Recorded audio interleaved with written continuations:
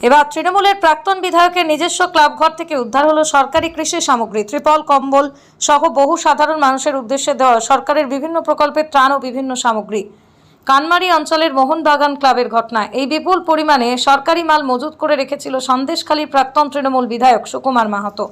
সন্দেশখালীর কানমারি এলাকায় সুকুমার মাহাতোর যে দলীয় পার্টি অফিস, তার পাশেই কানমারি মোহনবাগান ক্লাব। এই ক্লাবের থেকেই এলাকার মানুষ, বিজেপি কর্মী সমর্থকরাই বিপুল পরিমাণে সরকারি ত্রাণ সামগ্রী উদ্ধার করে। এলাকার মানুষের অভিযোগ, এই বিপুল পরিমাণে সরকারি ত্রাণ সামগ্রী সবটাই প্রাক্তন তৃণমূলের বিধায়ক সুকুমার মাহাতো চুরি করে এই ক্লাবের ভিতরে রেখে দিয়েছিল। এলাকার মানুষ সঠিক তদন্ত করে বিধায়কের শাস্তির দাবি করছে।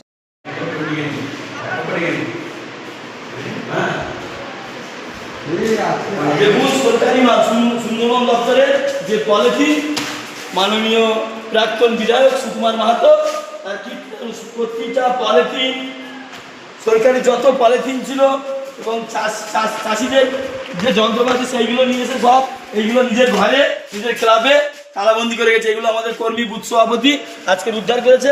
আমি প্রশাসনকে জানাবো এগুলো অবিলম্বে উদ্ধার করার জন্য এবং সুকুমার মাহাতোর উপযুক্ত শাস্তির জন্য।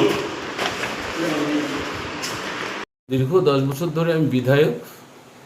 তো বিধায়ক কোটায় কিছু পলিথিন, কিছু কম্বল, কিছু জামা প্যান্ট, কাপড় এগুলো আসে। গত রমজানের ঈদের সময় এসডি অফিস থেকে কিছু মালপত্র আসে, কিন্তু আমাদের তো রাখার জায়গা নেই, আলাদা করে গোডাউন ভাড়াও করা যায় না। তো আমি এটা হল ঘরে এই মালগুলো রেখেছিলাম, কিন্তু রমজান মাসের শুরুর সঙ্গে সঙ্গেই ভোট ঘোষণা হয়ে যায়। ভোট ঘোষণা হওয়ার পর নির্বাচন বিধি লাগু হয়েছে।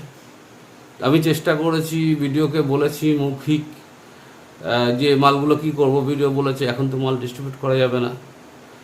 তারপরে ভোট পরবর্তী সময়ে সরকার পরিবর্তন হয়েছে। আমিও চেষ্টা করেছিলাম মালগুলো দেওয়ার, কিন্তু এত রাজনৈতিক উত্তেজনা, সেক্ষেত্রে ওই মালগুলো বের করে মানুষকে দিতে পারিনি।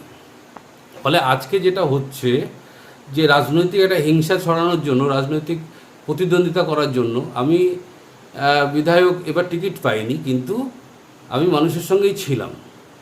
তো সেই ক্ষেত্রে মালগুলো দিতে পারিনি। আজকে সেটা অপপ্রচার হচ্ছে, মালগুলো আত্মসাৎ করেছি, মালগুলো চুরি করেছি। দেখুন, আমি 10 বছর ধরে কেউ একটা কথা বলতে পারবে না আমি কোনো মাল চুরি করেছি, আত্মসাৎ করেছি। আজকের মালগুলো গচ্ছিত রাখাই ছিল। আমরা আইনগতভাবে চেষ্টা করছিলাম মালগুলোকে এভাবে ডিস্ট্রিবিউট করা যায়। তার মাঝখানে এই মালগুলো নিয়ে একটা অপপ্রচার করা হচ্ছে, আমার নামে বিভ্রান্ত ছড়ানো হচ্ছে। আমি প্রশাসনের কাছে দৃষ্টি আকর্ষণ করছি, মাননীয় মুখ্যমন্ত্রীর কাছে দৃষ্টি আকর্ষণ করছি।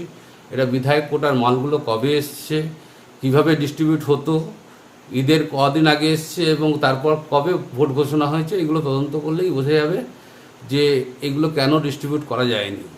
আমি রিকোয়েস্ট করব জনগণকে যে আত্মবিশ্বাস রাখুন, এই মালগুলো জনগণের জন্যই রাখা ছিল এবং ডিস্ট্রিবিউট হতো। আমরা শুধু আইনগত দিক খুঁজছিলাম, ভিডিওকে বলে কীভাবে এই মালগুলো ডিস্ট্রিবিউট করা যায়।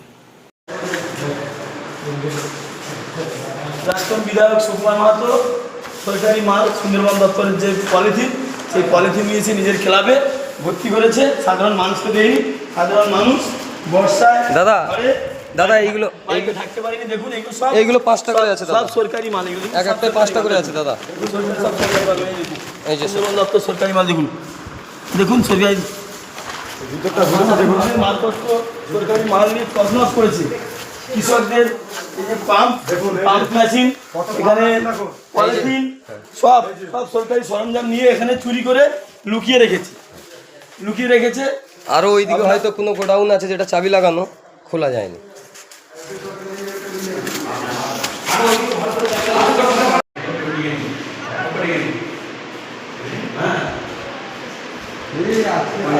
সরকারি সুন্দরবন দপ্তরের যে পলিথিন, মাননীয় প্রাক্তন বিধায়ক সুকুমার মাহাতো তার প্রতিটা পলিথিন, সরকারি যত পলিথিন ছিল এবং চাষিদের যে যন্ত্রপাতি সেইগুলো নিয়ে এসে সব এইগুলো নিজের ঘরে, নিজের ক্লাবে তালাবন্দি করে গেছে। এগুলো আমাদের কর্মী বুথ সভাপতি আজকে উদ্ধার করেছে। আমি প্রশাসনকে জানাবো এগুলো অবিলম্বে উদ্ধার করার জন্য এবং সুকুমার মাহাতোর উপযুক্ত শাস্তির জন্য।